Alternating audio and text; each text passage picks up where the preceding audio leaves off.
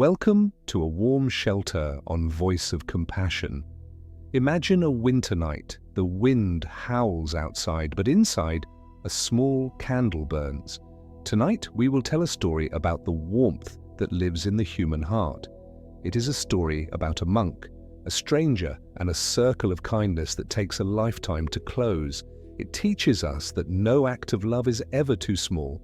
Relax your body, feel the warmth of the present moment, and let your spirit rest in the story of the kindness that returned.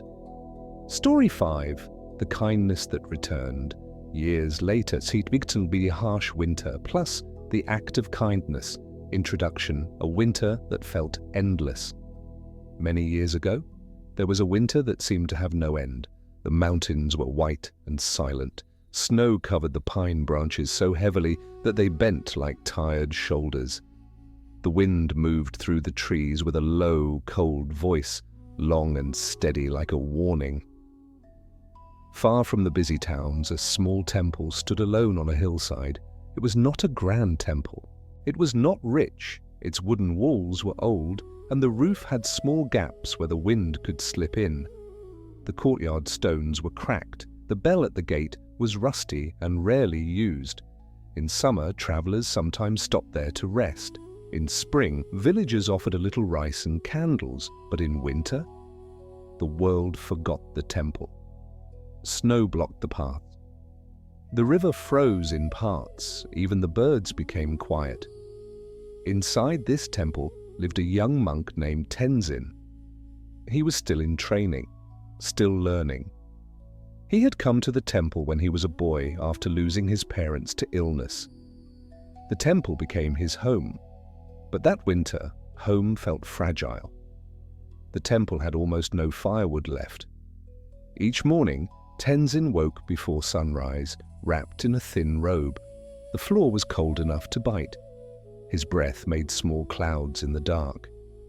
He would kneel in the prayer hall and chant softly, while his fingers shook. Not because he wanted drama, but because the cold was everywhere. After chanting, he would go outside and search for fallen branches, but the snow was deep and most wood was wet. Even when he found something, it was small. He carried it back like treasure. On some days, the temple received a little food from a kind village far below, but when the snow grew worse, even those visits stopped. Tenzin's meals became smaller, a handful of rice, a few dried beans, sometimes only hot water with a pinch of salt. Still, he did not complain out loud. He cleaned the hall. He swept snow from the steps. He repaired small holes in the roof with old cloth. He tried to keep the temple alive, one quiet day at a time. But inside, he was afraid, not in a loud way, in a quiet way, a fear that sits in the stomach like empty space. One evening, as the sun faded behind thick clouds, the wind grew sharper. The temple walls creaked. The fire in the small stove was weak, barely holding on. Tenzin sat close to it, holding his hands near the warmth. On the floor beside him was his only blanket. It was old and thin. It smelled faintly of smoke and thyme, but it was the only thing that helped him sleep at night. In a small pot, he warmed the last of his rice into a simple soup. The smell rose gently, soft and comforting. It was not much, but it was warm. And in winter, warmth feels like mercy. Tenzin lifted the bowl with both hands and sat quietly.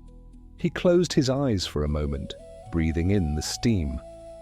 Just as he was about to take the first bite, he heard something outside. Not the wind, not the trees, a sound closer, a faint knock.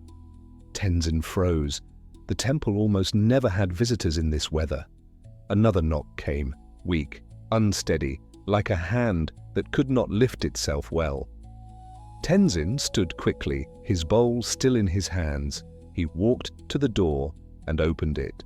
Cold air rushed in like a blade, and there, in the falling snow, stood a stranger.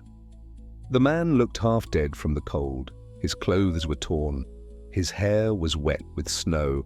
His lips were pale, trembling. One side of his face was bruised. He leaned against the doorframe as if the world had become too heavy. His eyes lifted slowly to Tenzin's face. "Please," the stranger whispered.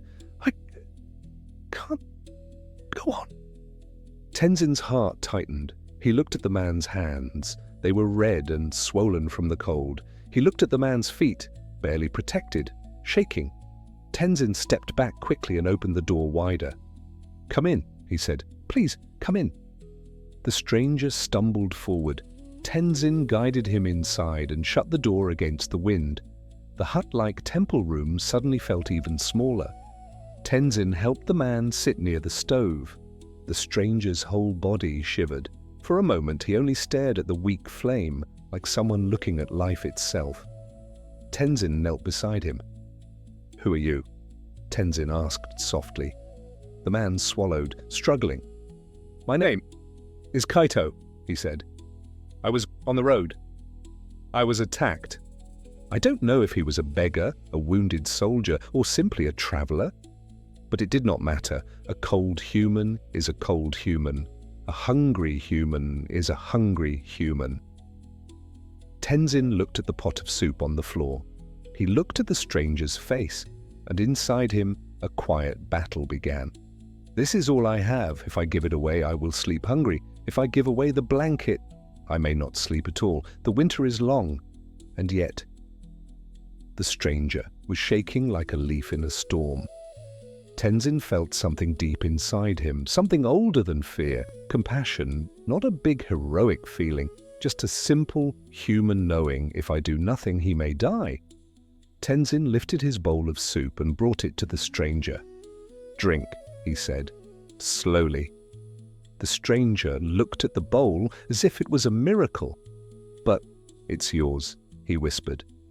Tenzin smiled, small and gentle. "I can make more," he lied softly. There was no more rice, but the lie was kind. The stranger took the bowl with shaking hands. He sipped. The warmth touched his lips. Then he drank more, faster now, hungry. Tenzin watched quietly, his own stomach tight with hunger.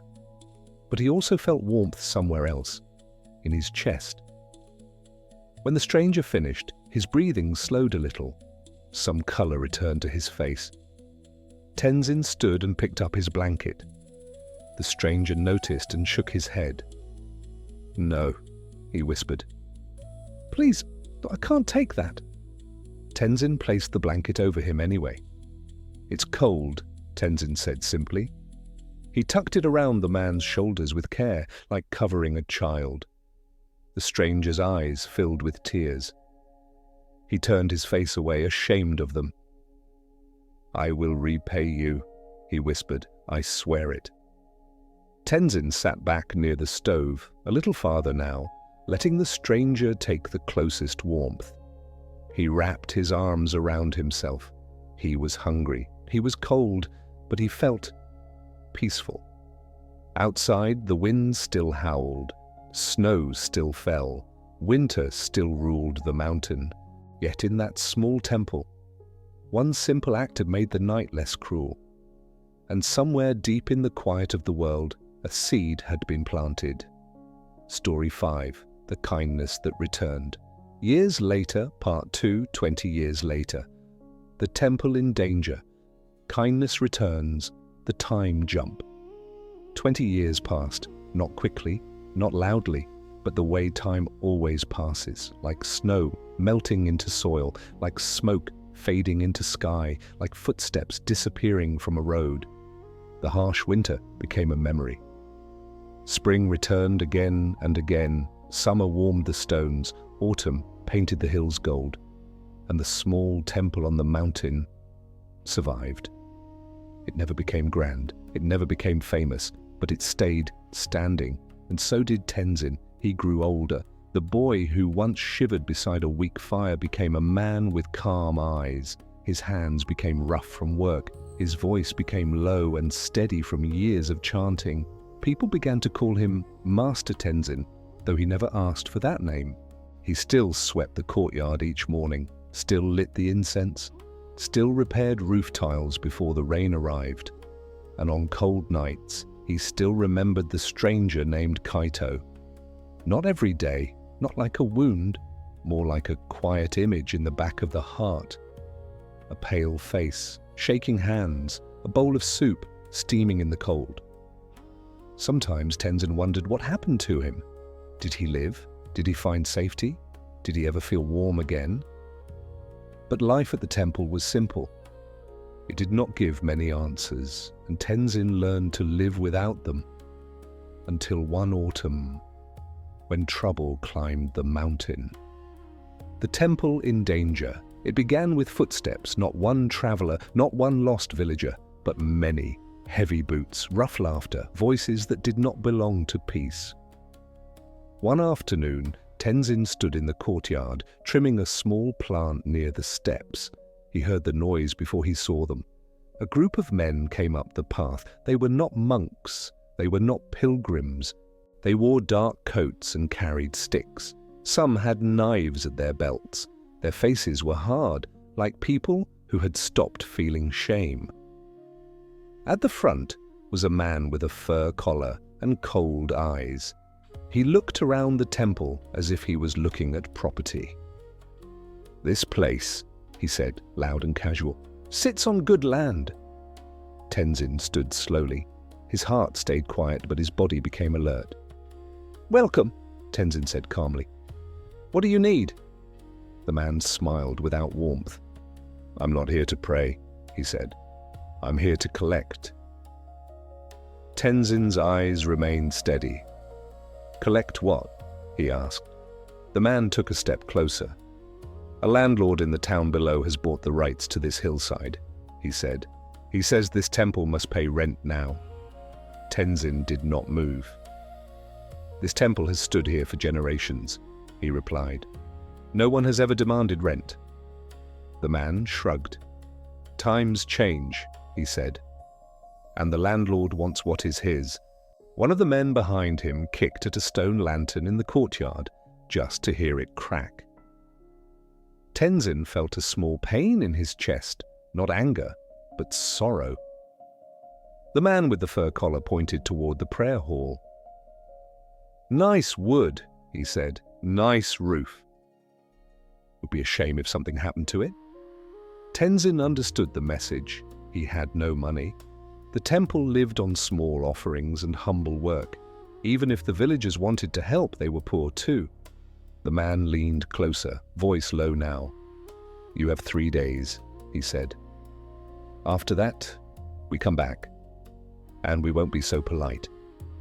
They turned and walked away, laughing, leaving mud on the stones and coldness in the air. When they disappeared down the path, the temple felt quieter than before. Too quiet.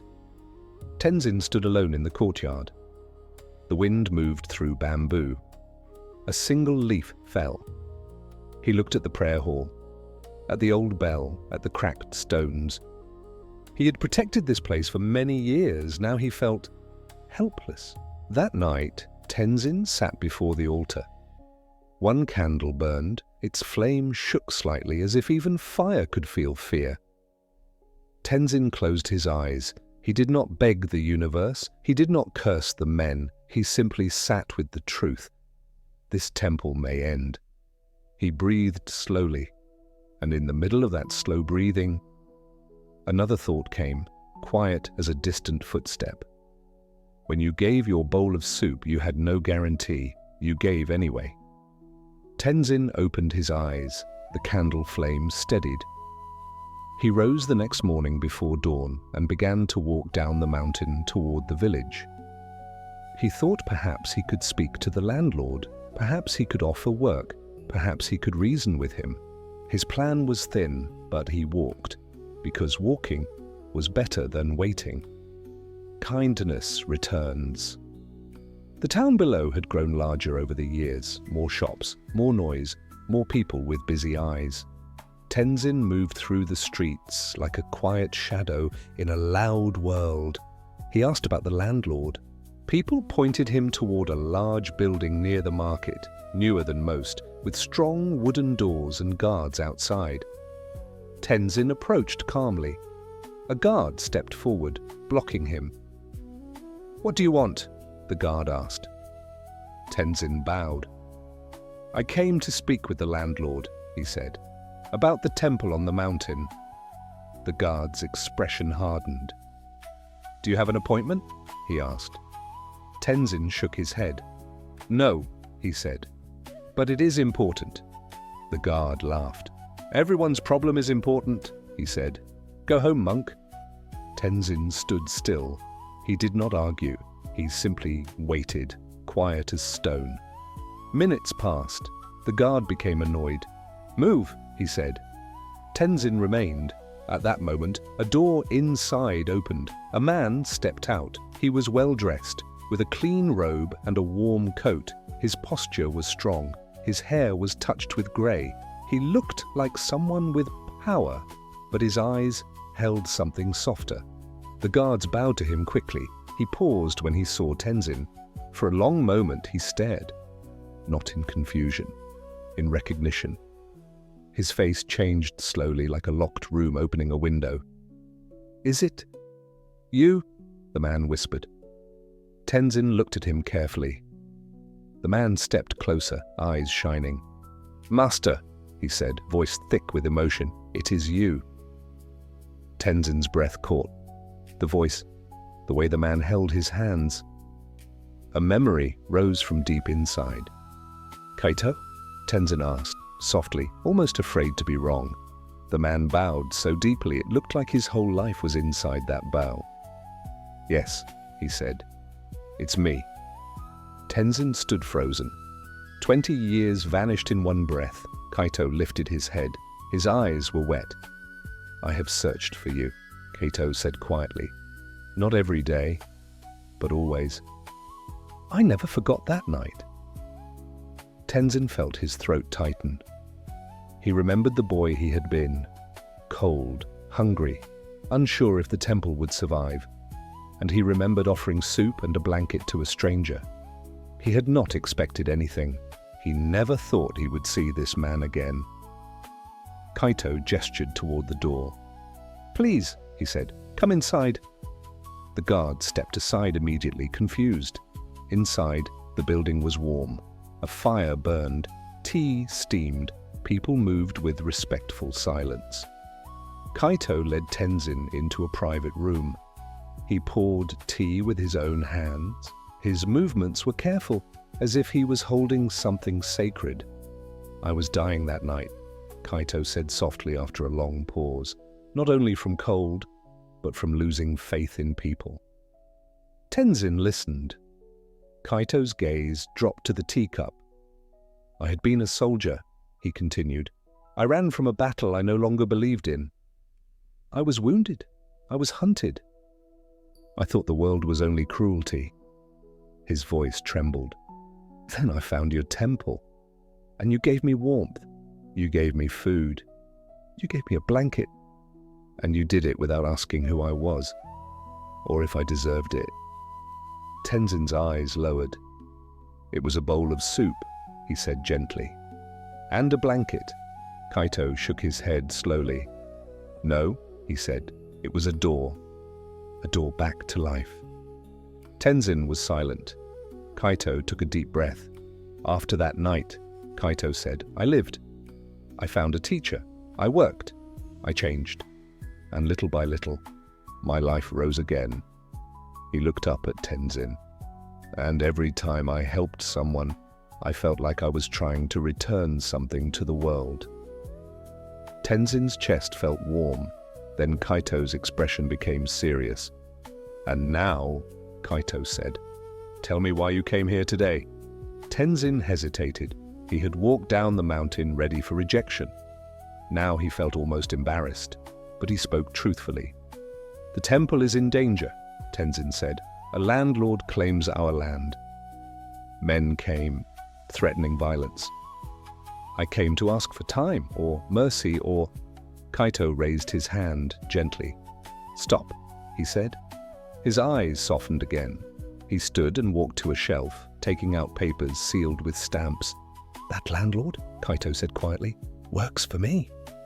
Tenzin blinked. Kaito looked at him. "I am the one who owns the hillside now," Kaito said, "and no one will touch your temple." Tenzin's breath left him. Kaito continued, voice calm but firm.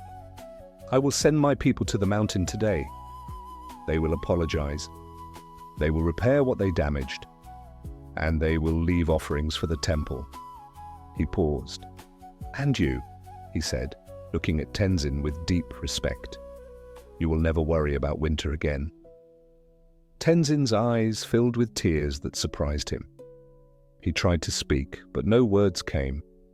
Kaito bowed again. "This is not payment," Kaito said softly. "It is not a debt. It is simply a seed returning to the hand that planted it." Tenzin finally spoke, voice low. "I did not give so it would return," he said. Kaito nodded. "I know," he whispered. "That is why it returned." Epilogue. That evening, Tenzin walked back up the mountain. The sky was clear. Stars appeared like quiet lanterns. He carried no money in his bag, no proof, no contract, only a warm feeling in his chest. When he reached the temple, he saw lantern lights on the path. Men were there, different men. Not bandits, not threats, workers. They repaired broken stones, they brought firewood, they carried sacks of rice. They bowed respectfully to Tenzin as he arrived. Tenzin stood in the courtyard and listened. He heard the sound of wood being placed gently. He heard quiet voices speaking with care. He heard the temple breathing again. He looked up at the mountains. He remembered the winter long ago, a weak flame, a single bowl of soup, a thin blanket so small, and yet it had traveled through 20 years and returned as protection, warmth, and peace. Reflection. And now, dear listener, maybe you sometimes wonder if kindness matters. You give a small help, a small word, a small act, and nothing seems to change, no reward, no applause, no return. But kindness is like a seed. It does not shout when it enters the earth. It does not demand the sky to notice. It simply rests and waits, and grows in ways you cannot see.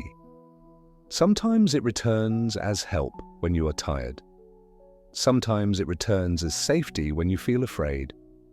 Sometimes it returns as a gentle person appearing at the right moment, like warmth in winter. So if your heart is soft enough to give today, even a little, trust that it is never wasted, not because the world is perfect, but because life remembers. Rest now. And if you can, leave one small kindness somewhere on your path, like a light on a cold road. The end. And so the temple was saved, not by gold or power, but by a bowl of soup given 20 years ago. This story reminds us that kindness is never wasted. It may not return today or tomorrow or even next year, but life has a long memory. The love you put into the world travels on paths you cannot see, finding its way back to you, often when you least expect it. Thank you for being part of Voice of Compassion. If this story warmed your heart, please share it with someone who needs hope today. Plant a seed of kindness, my friend, and trust the harvest. Goodbye.